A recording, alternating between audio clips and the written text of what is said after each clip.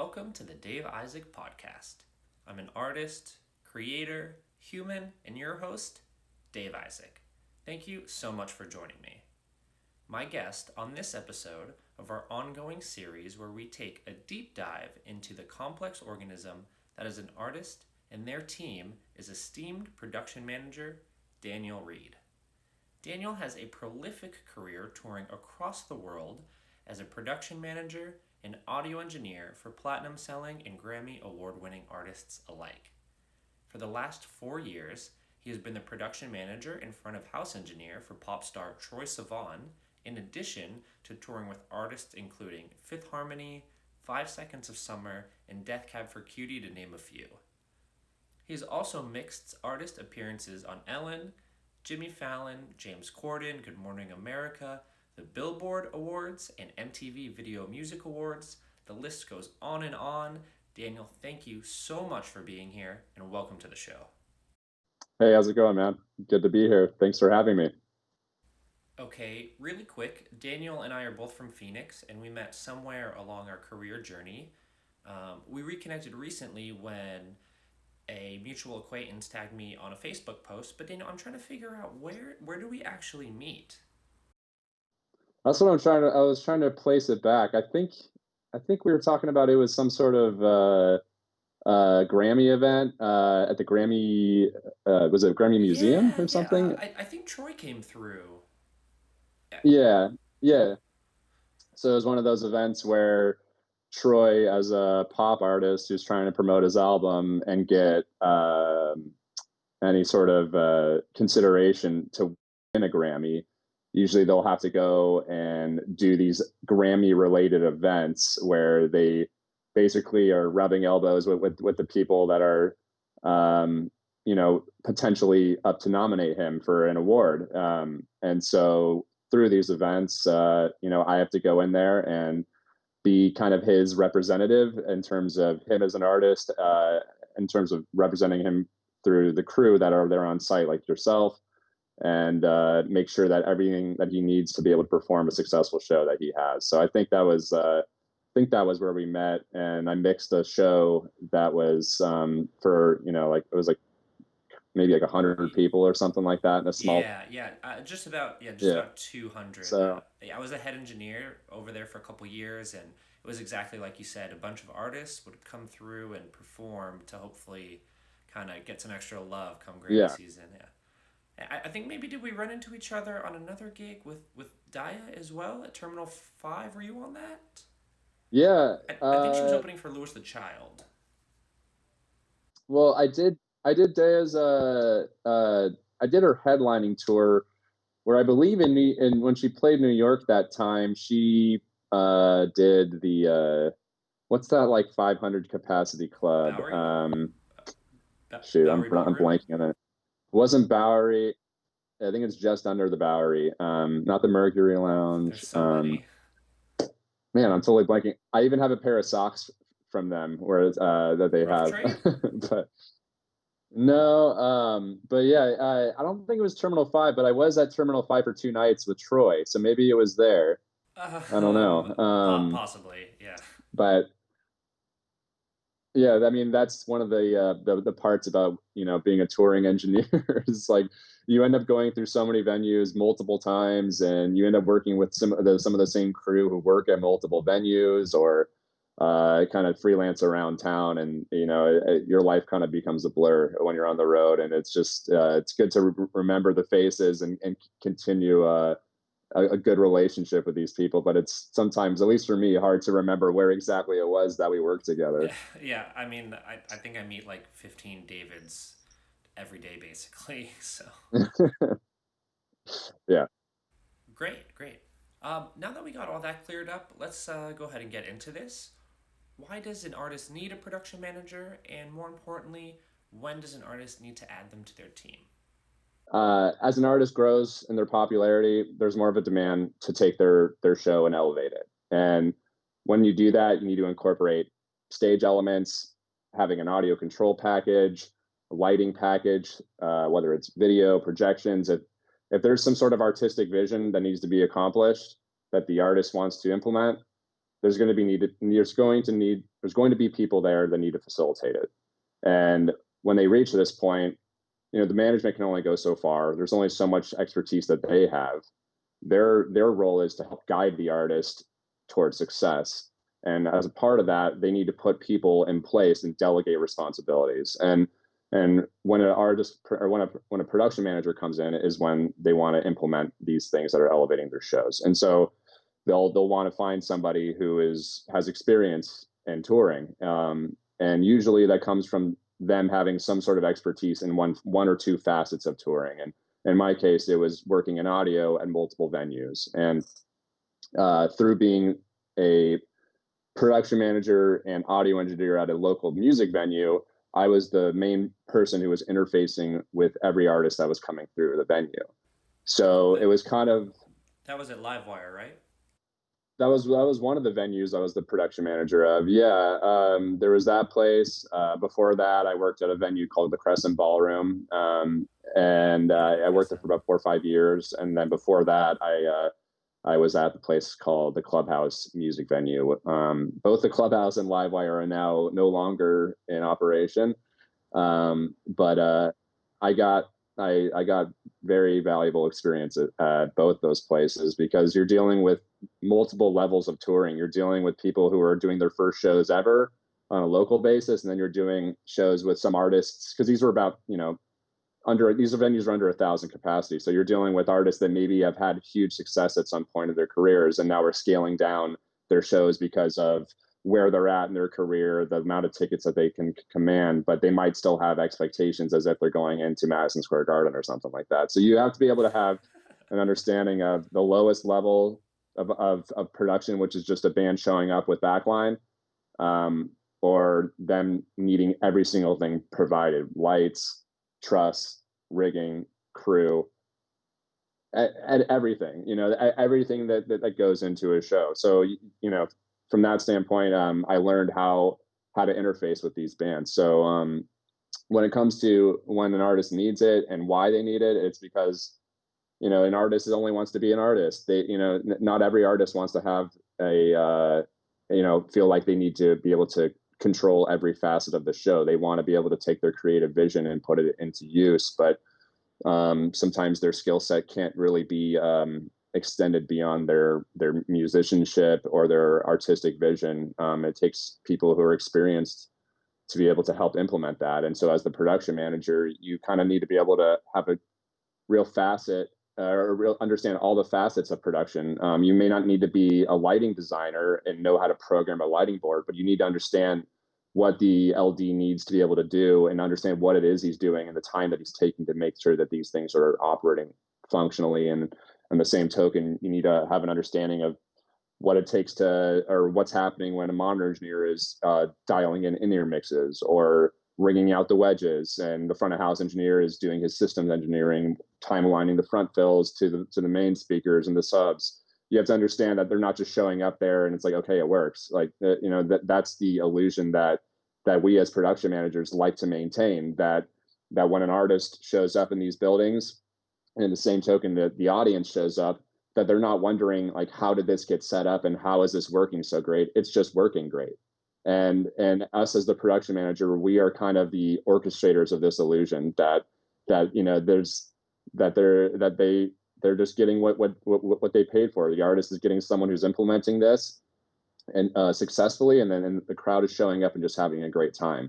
Because as soon as that illusion starts to fade, that's when people start pointing fingers and saying, like, I don't know if there's something wrong or there's something weird.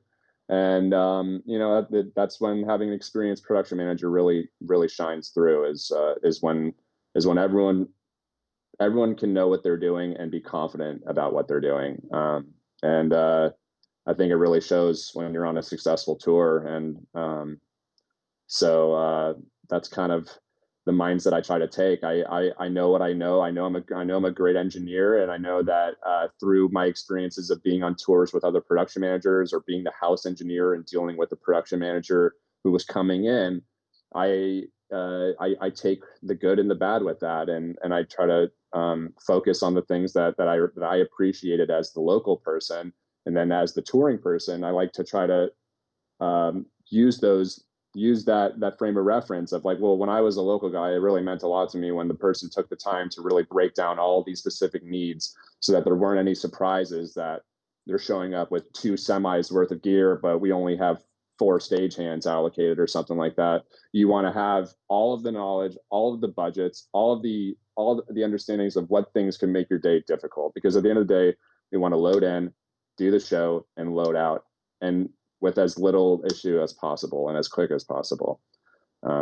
So that's kind of the approach I've taken to production managing and all the roles I've had on tour. Yeah, I mean, it sounds like you work really hard to essentially just end up being invisible. Yeah. Exactly. It's when no one is sitting there wondering what's going on or questioning you, why did this happen? Then you've done your job right. I mean, in many ways, it is a thankless job, and that's something that a lot of production personnel kind of can relate to. Is that like we don't want to have the spotlight on us. We know our role as the person that's there to help the people who have the spotlight on them, uh, literally and figuratively. So we, if I, as an engineer, if I had a show where I thought it was the best mix of my life or something, but no one, I'm not looking for a pat on the back. I'm hoping that no one's walking up and being like, man, what was that? Like, Yeah. what was that weird feedback that happened or whatever, that you don't want to have anyone have to, take a look behind the curtain, so to say, to be like, wait, what actually happened there? You want everyone to feel like things are going as planned, and we're all living in the moment, just enjoying things for what they are. And as the production manager, it's your job to maintain an approach that exudes confidence, that exudes a true understanding of what's happening in everyone's roles, and be able to support everybody, and be able to be a leader and a representative of the artist and their team around them, because they're looking to you to set the tone. You're the first person off the bus. You're the last person on it. You're helping lead the loadout. You're checking up on your crew members. You're doing things to help instill confidence in everyone around, that you, as the leader, is that you care about them. And those are things that mean a lot to people on the road. We're all in this together. And so to have divisiveness or act like, you guys just go do your thing and I'm just going to be in my office advancing the next show, that's not something that, in my experience, has led to anything besides dissent between the crew and the band members, and then their communications with the upper level management who is employing you. So, one of the first, like unspoken, like things you have to know and understand as a touring person is you have to be able to hang. You have to be able to be enjoyable to be around. You have to be able to not make people feel bad. You have to make it so that people aren't looking to you as some sort of reason for why things aren't working well. And everyone makes mistakes. No one's perfect. There's always going to be things that come up on every show that you're like, oh, well, why wasn't this in the advance or whatever? But it's how you approach things and how you problem solve them and how you troubleshoot it, because we only have so much time to get things done. And instead of being a drill sergeant or just going into your production office and hiding, you need to be able to go up to each crew member and say, hey, so what is it that needs to happen here, and how long do you need to make sure that this happens, because the artist has expectations, and we have doors opening at 7 o'clock, so we need to be able to make sure that the artist is done and good and feeling confident about what's going to happen tonight. But we also need to make sure that every single person in their role feels like all their checklists were checked off and are confident going into tonight's show. So you're very much doing constant maintenance. Anytime you're just away from the crew, it gives the crew and the production, and it gives people a reason to nitpick and find reasons to find fault with what it is that you're doing. So being an active member, active willing participant to jump in where needed, that is what the production manager needs to do. They need to be able to jump in and wear every kind of hat that is needed of them. They might not need to be the expert on lighting or the expert on audio or video, but you need to have a real understanding and concept of what each person's role is and how they can best achieve the desired results. Amazing. Now I have to warn you, This next question is purely for nostalgia's sake, but early on in your career, you worked as an engineer and video coordinator for the Harlem Globetrotters. Is that right? Absolutely. Yes. That was one of my first ever touring gigs. How did that come about, and what was it like? Did you pick up any trick shots while you were working with them? Yeah, yeah, absolutely.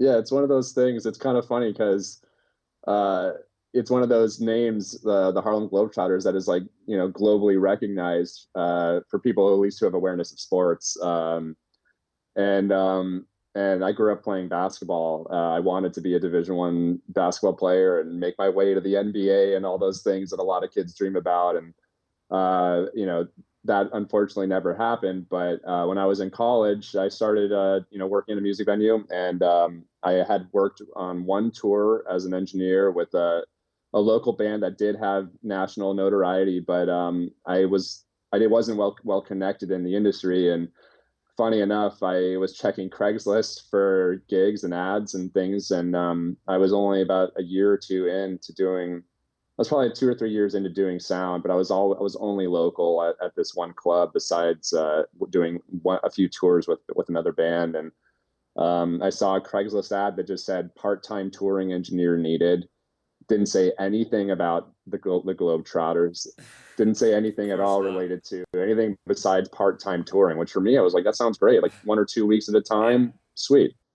So I replied to the Craigslist ad, and me, like I said, I grew up wanting to play basketball, and so I get this call, and they go, "Hey, this is so and so from the Harlem Globetrotters. Is this Daniel Reed?" And I was like instantly, it was like, oh my god, like they want me to play Uh, basketball. like they heard about They me like, wait, from how'd from you hear street about me? Yeah, ball yeah. down at the Well, no, Y. I played varsity basketball for a few years, and I did okay at that, and I got a few letters from smaller schools and everything, but I didn't pursue it because I got injured bad my senior year. But that's why I literally was like, how'd you hear about me? Like, and they're like, no, we got your application for the audio position. And I was like, Uh, oh, okay.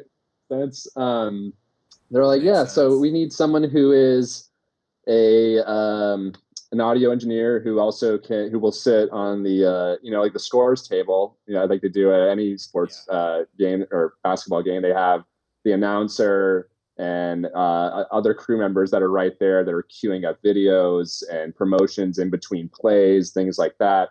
And then so what ended up happening was they needed somebody to run six lavalier mics that the players would wear. There was a referee and a coach. It's all a scripted routine, and they also needed someone to be on a headset dealing with the local video team at the arenas that they would play. So they would have local staff that would have, whether it's a DVD player or a USB thumb drive, where they had a media server. So it'd be me on a headset, and I was wearing this oversized sport coat that like was handed down to me from some other huge basketball, kind of guy who was working for the Globetrotters.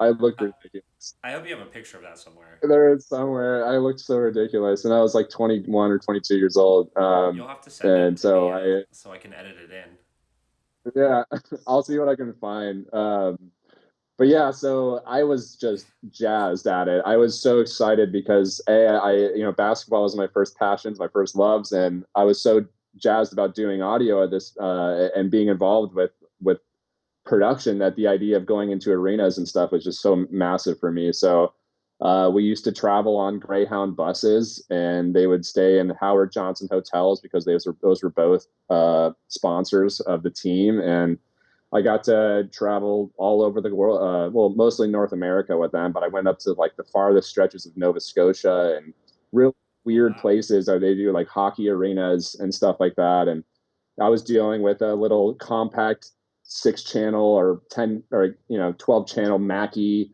mixer that had no graphic EQs. I was dealing with a wireless system that just had little antenna whips, and I'm like, and even me, kind of still a fairly novice at doing audio at this point, I was like, they make like antenna combiners so that you don't have to rely on Yeah, an yeah. entire arena where these players are going up into Oh the man. stands, and I need to be able to.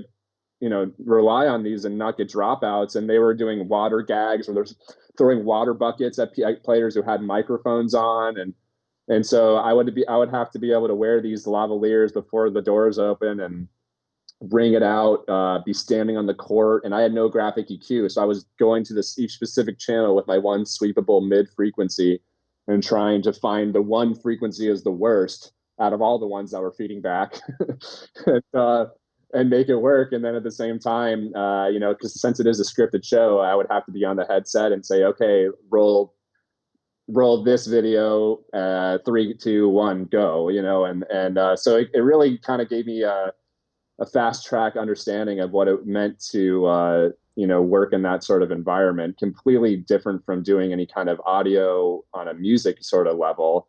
It was all vocal and playback stuff. So, and no singing, no music outside of the music that was in the playback system for their advertisements and stuff. So it was a trial by fire every day, but I was happy to feel like I kind of helped implement some things for them that they took going forward, because I was able to get a antenna combiner and things like that, and I got a graphic EQ for the whole system to be able to ring it out a little bit.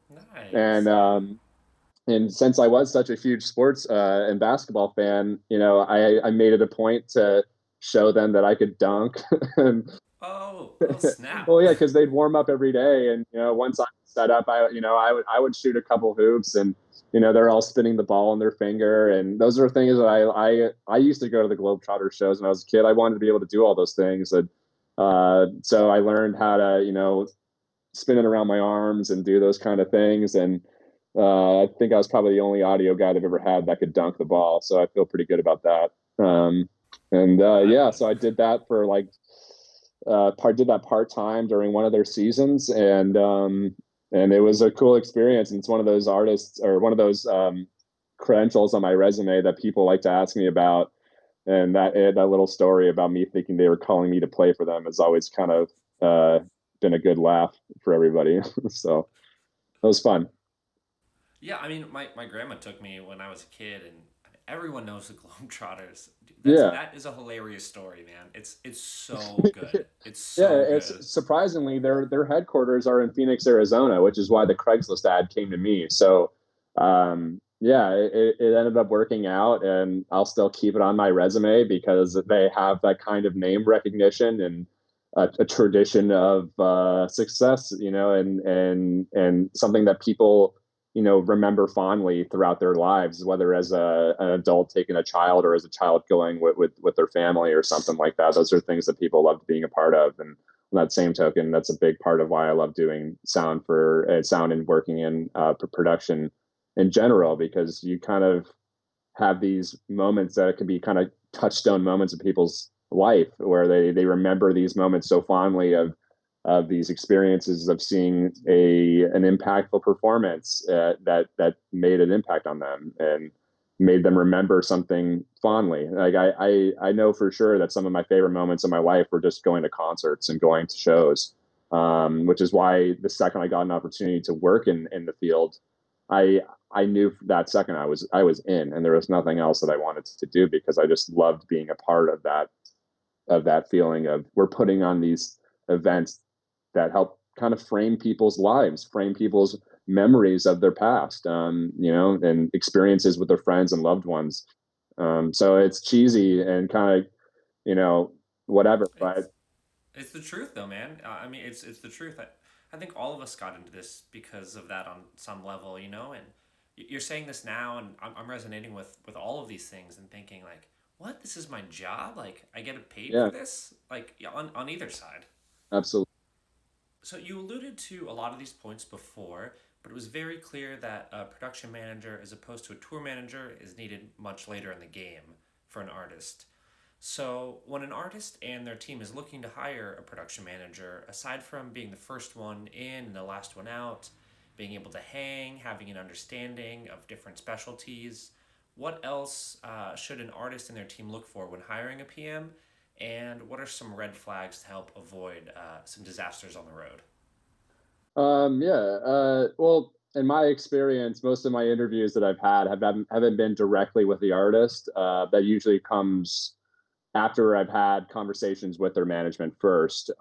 It's more sort of like a formal vetting process, if anything, because they know their artists, they know the type of people that they are on a more personal level. And if they're going to be having someone spending direct time with them, the management want to know that it's going to be someone who the artist can look to and take seriously and be credible.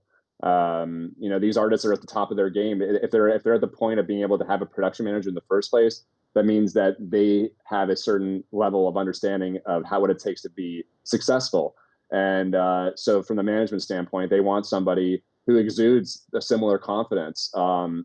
And like I said, can be able to wear multiple hats and be able to communicate amongst those various channels, whether it's dealing with the specific crew members and their specific field, the artists themselves and what they're trying to accomplish through the production, and the management who is trying to make their artists happy and successful, but also are trying to maintain budgets, are trying to do this massive undertaking of a tour and be able to do it not only successfully from the standpoint of the artists having fun and enjoying what they're doing, but they're making a profit. At the end of the day, this is a business. So as a production manager, being in the hiring process, you want to be able to display that you have a cohesive understanding of all the facets of touring, and you need to be able to have a good network, and it shows through your resume. So they're going to be looking through your resume and say, "Oh, look, they worked for XYZ artists and look at all these shows. Like, I went to that concert or whatever. That concert was great. He was the PM for that. Wow, he must be good at what they're doing." I mean, like, those are things that like superficially help towards your credibility. But then when you get into the interview situation, you have to be like, well, no, the reason why these things worked out is because I have a great understanding of budgets. I understand that when we're going to be renting equipment, we need to be able to get multiple bids from reputable vendors. I need to have good contacts with those various vendors, whether it's PRG for video and lighting, and then using Claire Global or 8th Day Sound for the audio parts of it, and Gallagher Staging for the risers, and then whatever trucking companies. You, as the production manager, need to be able to have contacts and connections with these various companies so that you can go and get the right deal at the right price that satisfies the needs of the management. And so that, even if you do have to go over budget on something, you have an understanding and a logical explanation as to why this needs to happen to accomplish the vision that the artist is trying to convey on their performance. So being able to speak from that experience through other tours, it signifies to the management that this person really has this artist's vision and mindset in the back of their mind, as like they're trying to be the best advocate for this artist, and it shows through your previous experience. And they just need to be able to show that they're great communicators, and that and that's something that a lot of people have probably dealt with on a tour, is something as a very intimidating person in a management role, someone that you don't feel comfortable going and speaking with, and is just there to direct orders and not take any crap from anybody. There's everyone has different approaches to it, but I think being an open communicator and someone who is clearly showing that they are just trying to support the vision of the artist while also maintaining the expectations of the management in terms of their finances and their budgets. I think it shows pretty quickly, because it's really easy to get exposed when you're out on the road and you're in over your head. I can speak from direct experience of being in over my head on a few occasions, and it showed. When I first started doing production management, it was in a combination role, meaning I was doing front of house and also being the production manager. And it was really easy for me to get locked into doing audio type things and being like, well, you guys are this kind of thing. You guys have your specific roles, whether it's monitors, lights, video, merch, drum tech, guitar tech, whatever. You guys are, you are expected to go about your business and do what you're supposed to do, but you can't just expect everything just to happen. Everyone on the crew is still looking to someone to make sure that they're overseeing it, that they're making sure that you care, that someone above them cares about what's happening out there. And I didn't realize it until like halfway through a tour that some of the crew members were getting frustrated with me because I wasn't going in and checking on them. I wasn't double checking things with them and making sure that they had all of their things covered, that I wasn't allocating extra stagehands to them to get something built, that I was what just things that I wasn't aware that I needed to be aware of, and thankfully, those situations taught me, and that's why I was able to go and parlay that into other roles, and other production management positions, because that's basically how touring essentially works. There's not many schools you can go to outside of audio engineering type things, and maybe some stage design element type things, and there's a lot of it is trial and error, putting in the time and getting the experience doing it and learning from your mistakes. And so when you're going into these interviews with the management company, being able to be a good communicator to them that is human, that isn't just some robot that's being like, this is what happens, and I'm going to drill sergeant my way through it.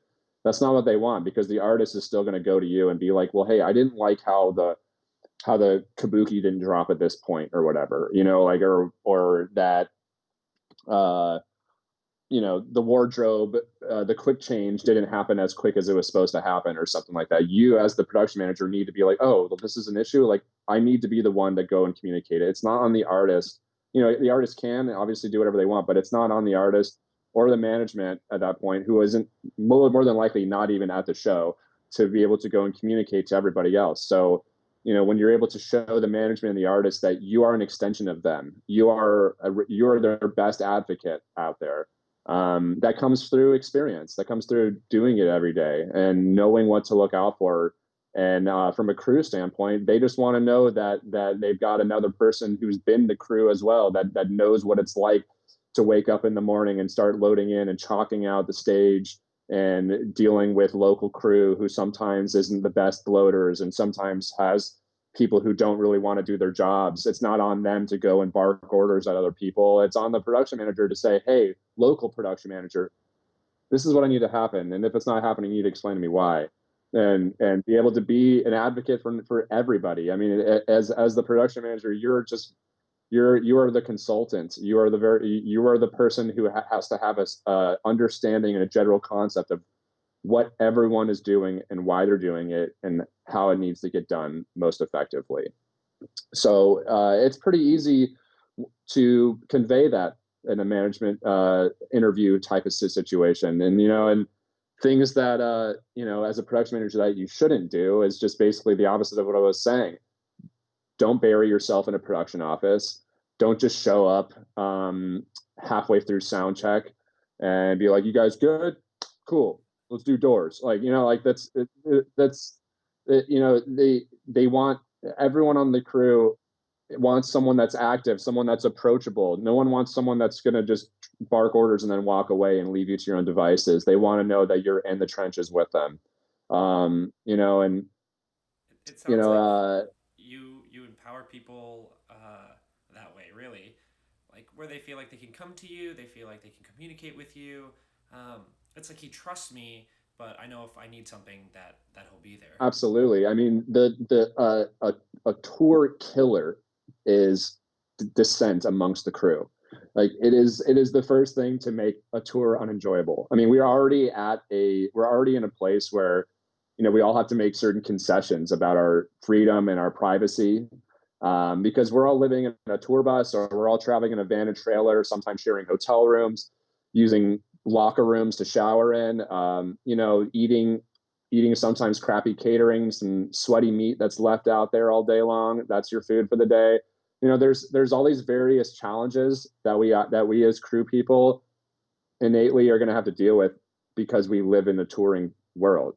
And so, to create any sort of dissent beyond that, in terms of just like the interpersonal relationships that are happening, and maybe the lack of hard work, and showing that you're compassionate towards your crew, that you understand the struggles that they're going through, not only on like a personal level, but like the things that they have to deal with on a day-to-day basis in their job. If you're a lighting designer and you're not carrying a rig, but you need to go in there to this venue and program a show all day long before the doors open, you need to have an understanding that this LD probably hasn't eaten all day, has been sitting behind a lighting desk, frying their retinas all day long, trying to get this right. And so you're going to need to go and communicate with them and say, hey, man, like, what is it that I can do to help make your day easier? You want me to go make a plate, a catering for you? Do you need some coffee? Like, it's just those little things that whether they realize it or not, builds trust. And the second that trust starts to get kind of cracked away at is when descent starts happening. And then the second that loadout's done and you're the PM and you're showering right now, but the crew's all done and they're just sitting in the back lounge talking trash about what you didn't do that day, that stuff eats at the tour. And then eventually, people have closer relations. Certain people on the crew might have a close relationship with the artist or their band. And then they start complaining to the band members. And then the band members start relaying that to the artist. And the artist starts, it's just this trick down. Yeah, it's I've seen it. I've been on tours where there's been people that aren't covering their bases. And that's the quickest way to lose your crew and lose the confidence of the artist in you, and you won't be there for very long. So I mean, that's such a huge point because I know from being on both sides as an artist, being an engineer, my role as an engineer is to make the artist feel comfortable. And as an artist, I want to know that you've got it handled. I want to be able to get into my zone so I can focus on, like being able to communicate purely and openly as I can and not have to think about like how's my ear mix or what's going on with the lighting rig or anything like that. It's really about being as comfortable as possible. And now thinking back, that thing that made me feel comfortable on the engineer side was definitely things like having my PM come and say, "Hey, is everything okay? Like, do you need anything?" Or even basic things at my house gigs, like having what we need. So when an artist or a touring crew comes in, they say, "Hey, can you take care of this?" And we just have it. That descent, it travels fast. It travels really fast, and it can create just such a toxic environment. And I think the head coach analogy fits perfectly. yeah, very much. Yeah, that's exactly where it is for me. And at the end of the day, we're all in it together. Everyone's a little cog in the wheel of making this tour happen. And as soon as anyone starts to notice that someone might not be working as hard as other people, it's going to get noticed really quick. And then we're sitting there trying to justify to each other our roles. And whereas we're in this together, we got to just accomplish the task at hand, whether that means you take or make a concession and start jumping in on the loadout crew a little bit more, even though you're loading out lights, but you're the audio guy. It doesn't matter. Like at the end of the day, this truck needs to get packed and this truck driver needs to get out of here so we can make load in tomorrow morning. It's at the end of the day, we need to all work together. And the more you get rid of your ego, I think that the more success you're going to have. Yeah, I mean the truth is nothing feels better than a great show on or off stage as a performer or behind the scenes. Nothing feels better than looking out at a crowd and seeing the artist doing their thing or doing your thing and just being like, wow, like this is happening right now. Yeah, absolutely. That's one of the things that's literally why I do it. I mean, um, it's kind of funny to think about because most shows are about 90 minutes, or 90 minutes, 2 hours or so, and that's all that. I mean, obviously there's all the build up and load in and load out procedure that's gonna and all the things in between the getting set up and stuff, but it's for those 90 minutes that we just have to nail it. We are all in this to just nail it.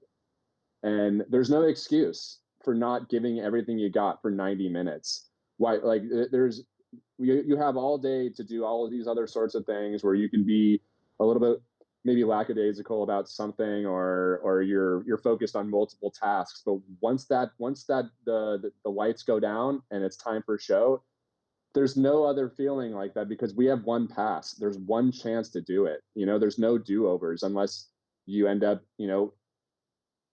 revealing that the illusion is an illusion. It's not, like you're starting to see all the little cracks in the ship, as opposed to everyone just being fully in on the experience. And that's the thing I am so into about live production. The thing I miss the most right now is just like is that adrenaline rush of knowing that I have to give everything I have right now to make these 90 minutes the best that they could possibly be. And I think that every single person on a touring role should feel the exact same way. And that's what stands out. And that's why people, the touring world is a fairly small community. That's why you see people on multiple tours, and why you see certain crew members traveling with the same, like you'll see a lot of front of house guys who work with the same monitor engineer in every crew, because it's like word spreads fast. These two people are great at what they do, and we want to incorporate that into our tour, because we know from those other tours and seeing their shows that they help put on a great product, and word spreads really fast if there's people that don't give it their all, that are more concerned about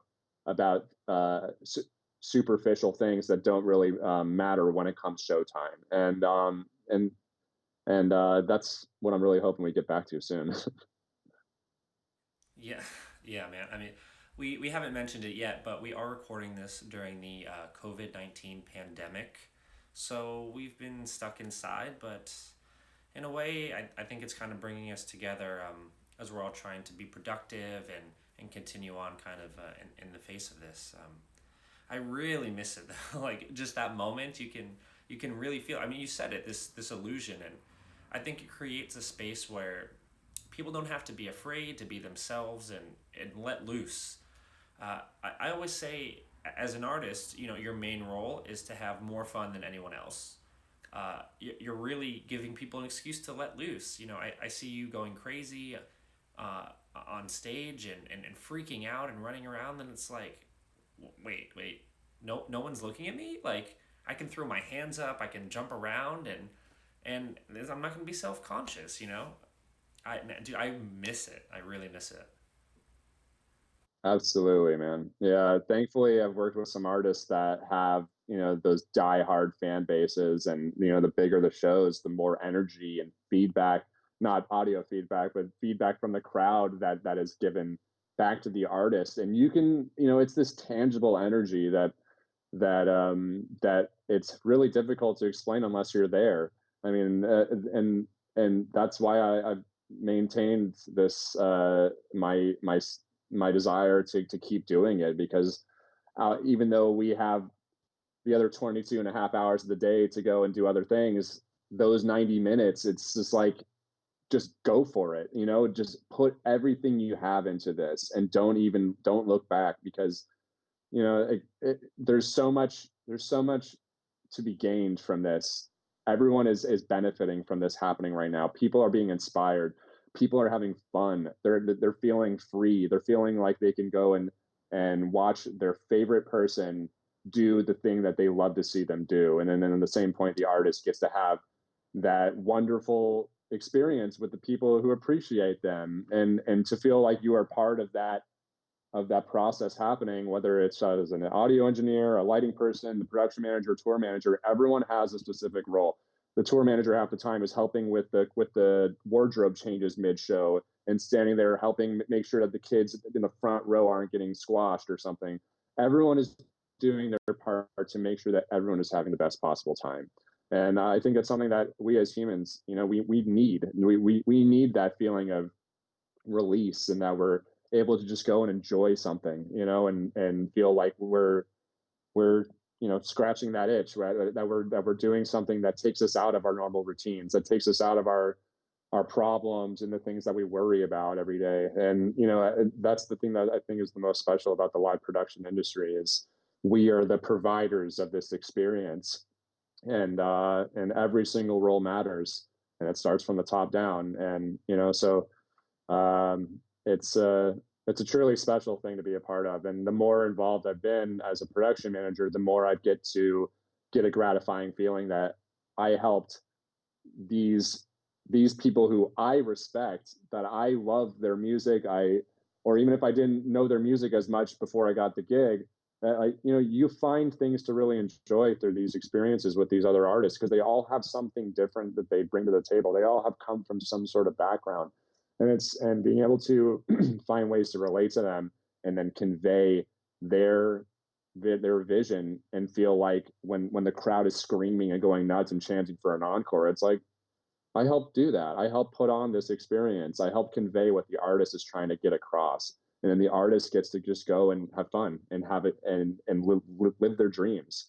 And to think that we get to get paid for that is it's kind of it's insane. It's crazy to be able to be a part of that and be one of the few people that get to go and be that person. There's only one person mixing the show for the house, or I mean, usually. And then there's also there's always weird situations, but the fact that we get to be part of this select group of people that are involved with this thing, um, and which sometimes could be the best day of someone's life. If you had a hand in that, it's truly special and something I'm always grateful for. For our last question, this is something I like to ask everyone to bring the focus back on the artist, but having an opportunity to work with so many talented people throughout your career, what are some similarities between them, both on and off stage, that have helped them build a passionate fan base? Well, my easiest person to relate this question to would be one of my main clients, Troy Sivan, who built his whole entire fan base off of him, off of his personality, off of the type of person that he is in real life and as a entertainer. There's never a moment where his sincerity doesn't cut across to people, and that's one of the things that I think people can that can take people out of it is when the music can be great and whatever, but people want to feel like they can connect these people on a personal level. They might not need to have conversations with them, but they want to feel like that they can find things in each other's lives that they relate to.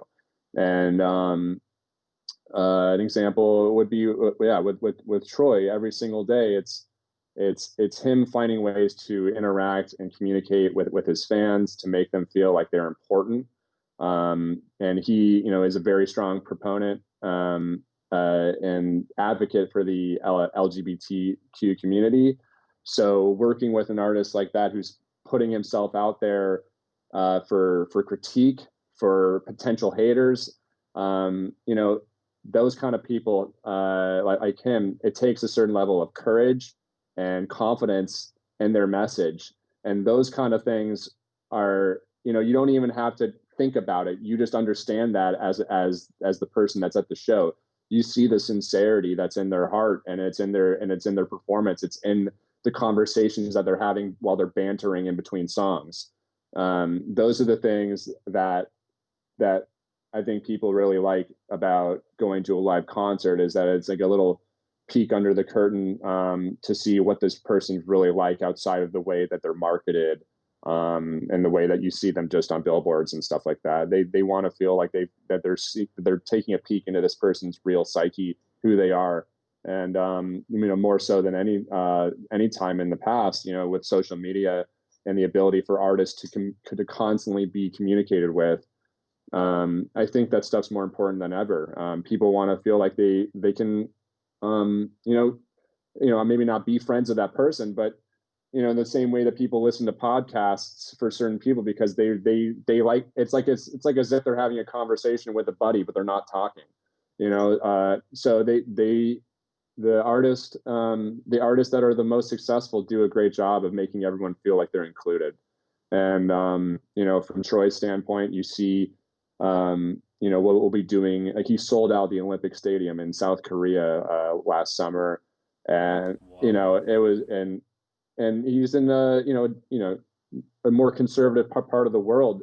Yet you see the entire place coordinating a rainbow light, like a rainbow, with all their phones with different colored filters that they all passed out to each other during one of his songs, that is What? more focused on the LGBT community. And you see those things come across, that Troy, as the artist, he's not asking these people to do this. he's putting on his show, but the way that his sincerity comes across, the rest of his fan base just want to do something to show how much they connect with him. So when you're in this massive arena or stadium with every single light on, every single cell phone light on, creating a rainbow throughout the entire arena, it's like you got to pinch yourself in these moments because you're like, this is a connection that transcends beyond just verbal, nonverbal communication. This is a movement that's happening right now, and It's those are the unbelievable. artists that I think have the longest staying power, that will also be able to continue to market themselves naturally in ways that go beyond just their music. And he's a great example of someone who does that as an actor and as a obviously a singer and a YouTube star, and he goes on RuPaul's Drag Race as one of the judges and stuff, because people want to connect with someone. They like what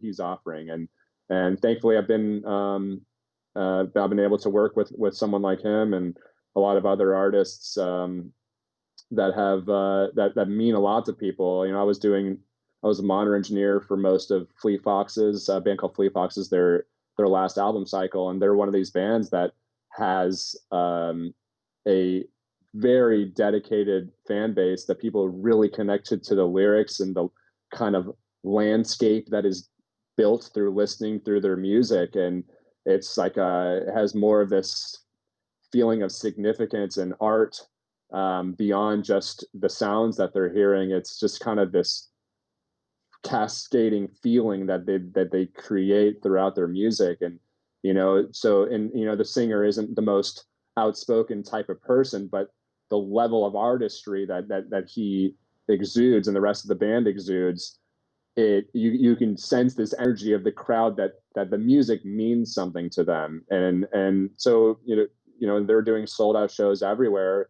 because they went away for a long time, but their music and the people's appreciation for it never went away. So I mean, it's this combination of having quality music, quality product, but also being something that people connect to and associate with something that's important to them. And thankfully I've had the opportunity to work with some really amazing artists that do make a pretty amazing impact. What it is that specifically makes them sell more tickets or whatever, I mean, that's a question for the marketing people. But at the end of the day, those people are there for a reason, because their talent and their personalities and their dedication to their craft, it speaks for itself. And I just hope I get to continue to do that with people in the future. That's amazing. I mean, my main focus, although it's phrases, how many tickets or how to get songs on the charts, maybe it's really about building and connecting with an audience. I mean, especially in today's day and age, the ability to just put yourself out there and start building something. I think ultimately that's what every artist wants, is to have people connect and resonate with what they're creating. Uh, Thank you so much for your time, Daniel. I really, really appreciate the conversation and all of your insights. Thank you so much for being on the show. Of course. Yeah, we'll have to do it again sometime. Absolutely. Thank you for having me. This is first one of these type of things I've ever done, and hopefully I didn't ramble on too much. And yeah, let's do it again sometime. Sounds great. Thanks so much. Right on.